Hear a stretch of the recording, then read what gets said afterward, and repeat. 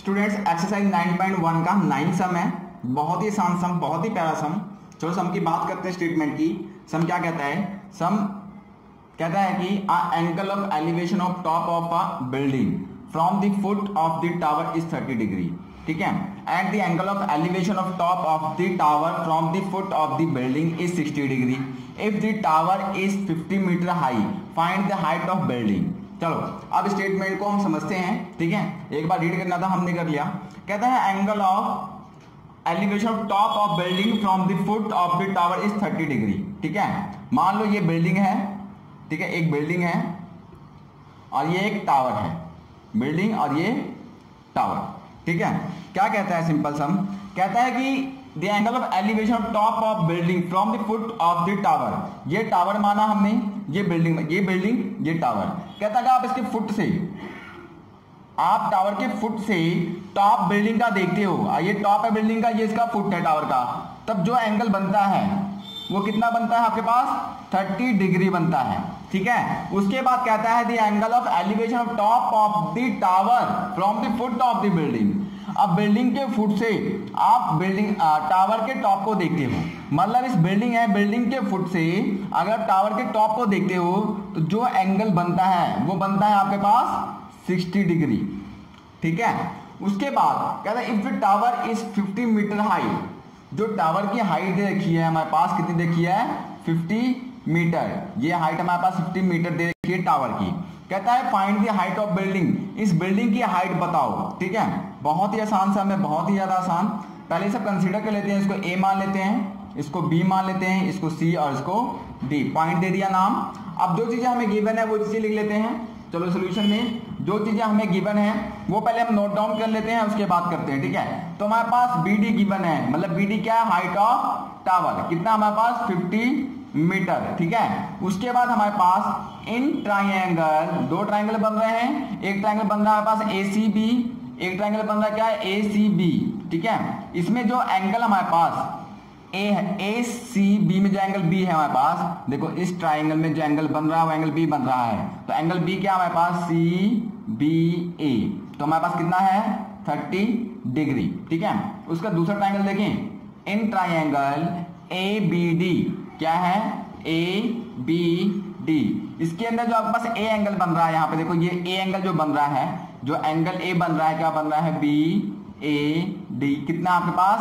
60 degree. ये बात clear है आप लोगों को? चलो अब क्या करना है आपको? सिंपली ट्रिग्नोमेट्रिक रेशियो लगानी है। पहले एक ट्रायंगल लगाते हैं, फिर दूसरा ट्रायंगल लगाते हैं। ठीक है, पहले बड़े ट्रायंगल लगाते हैं, ये हमें पता है। ट्रिग्नोमेट्रिक रेशियो लगा के ये वाली चीज हम पता कर लेंगे। जब ये वाली चीज हमें पता लग जाएगी तब हमें ये वाली चीज इस ट्रायंगल की पता लग जाएगी। चलो कैसे देखते हैं, सिंपली कंफ्यूज नहीं होना। इन ट्रायंगल ABD की बात करते हैं। पहले हम ABD इस ट्रायंगल की बात करें। चलो इसमें जो ट्रिग्नोमेट्रिक रेशियो है हमारे पास क्या है? मान लो AB नहीं पता हमें, AB ओवर BD। ठीक है, AB over BD is equal to, देखो जो बच्चे AB है वो क्या आपके पास? AB base. इस ट्राइंगल का जो AB है वो क्या है? बेस। और ये BD क्या आपके पास? परपेंडिकुलर, क्योंकि एंगल के सामने वाला क्या होता है? परपेंडिकुलर होता है। ठीक है, तो ये BD क्या बन गया हमारे पास? परपेंडिकुलर। बेस अपॉन परपेंडिकुलर क्या होता है? देखो बेस अपॉन परपेंडिकुलर ये वाली चीज है, ऑपोजिट। इसको कर दोगे तो क्या बनता है? कोट। बेस अपॉन परपेंडिकुलर क्या होता है आपके पास?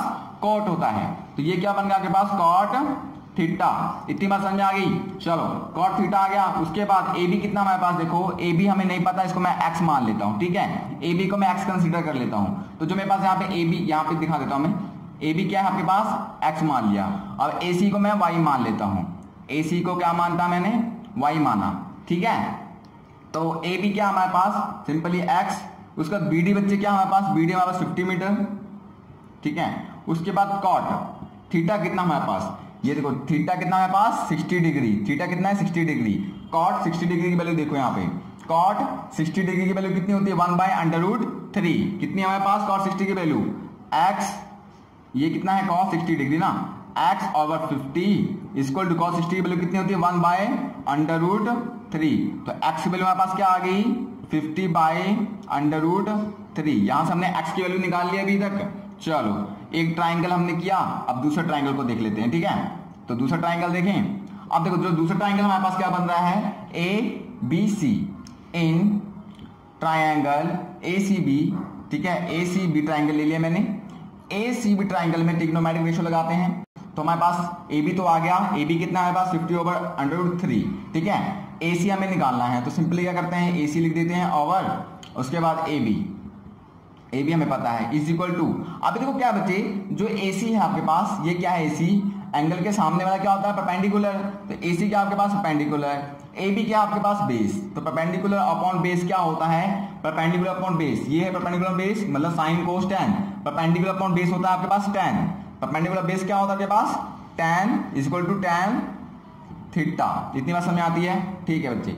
ए सी क्या है हमारे पास, ए सी हमने निकालना है वाई, और हमारे पास ए बी कितना है, ए बी हमारे पास देखो कितना निकाला हमने, ए बी मतलब एक्स, एक्स की वैल्यू हमने यहाँ पे निकाली है 50/√3 is equal to tan theta, क्या है टेन थीटा कितना है हमारे पास, टेन 30 डिग्री है, टेन 30 डिग्री, इतनी बात समझ आ गया आपके पास। चलो उसके बाद देखो क्या करना है आपको, टेन 30 डिग्री आ गया, ये √3 सबसे ऊपर चला जाएगा, √3y/50 equal to tan 30 degree की वैल्यू कितनी होती है, टेन 30 डिग्री वैल्यू होती है 1/√3, कितनी होती है 1/√3, इतनी बात समझ में आ गई। अब क्या होगा, सिंपली y, ये 50 चला जाएगा ऊपर, यहाँ पे ये 50 इधर चला जाएगा, ये √3 नीचे आ जाएगा, तो √3 दो बार हो गया, तो क्या बन जाएगा वो सिंपली इक्वल टू 50/3 आ गया हमारे पास, ठीक है। देखो ये √3 क्या हो जाएगा 3, अब इसको कर देते हैं डिवाइड, तो y की वैल्यू हमारे पास आ जाएगी, ठीक है। तो वैसे तो y की वैल्यू हमारे पास आ गई है, कितनी है y की वैल्यू, देखो अगर डिवाइड कर दिया हमने, इसको पॉइंटों में निकाल सकते हो, रेशियो में निकाल सकते हो, जैसा आंसर देना आपको दे दो 53, ठीक है, 3 एकम 3 हासिल आया 2 0, 3 छीके 18, ठीक है, अपॉन 2, जो उसका आंसर है बुक्स में, ठीक है। तो y की जो वैल्यू हमारे पास आ गई, कितनी आ गई, इसको ऐसे कैसे लिखते हैं 2, कैसे लिखते हैं 2, ये 16 लिखा 2/3, इस तरह से भी आंसर लिख सकते हो, आप पॉइंटों में निकाल सकते हो तो पॉइंटों में भी निकाल दो, आप ऐसे लिखे तो ऐसे लिख दो, ठीक है। तो y की वैल्यू हमारे पास कितनी आ गई 16 2/3, ठीक है। तो हमारे पास आंसर क्या लिखोगे आप, सिंपली हाइट ऑफ बिल्डिंग, मैं यहाँ पे आंसर लिख देता हूं, आंसर क्या हमारे पास, height of building is 16 2/3 metre, ये क्या हमारे पास आंसर है।